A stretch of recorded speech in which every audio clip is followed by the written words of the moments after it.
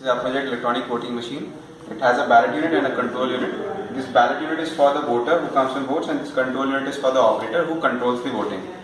This ballot unit has 8 push buttons which correspond to the candidates who are standing for the elections. And these push buttons are connected through a resistor and an LED to this FPGA board, which is in this control unit. You can look at it over here. The push buttons are mapped to the ports which are on this FPGA, and there are 4 buttons on the control unit as well, which are clear, result mode, next, and voting mode. And there is a display on this which is used for displaying the results, and the memory of this FPGA is also used for storing the results.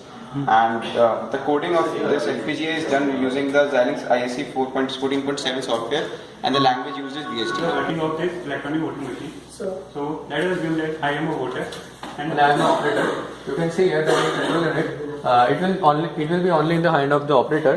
Voting will be start only when the V mode is pressed. Then user can come in and cast his vote. So assume that I am a voter, and there is a list of the 8 candidates to which I can vote. So assume that I have voted for candidate number 4 by pressing the button in front of it.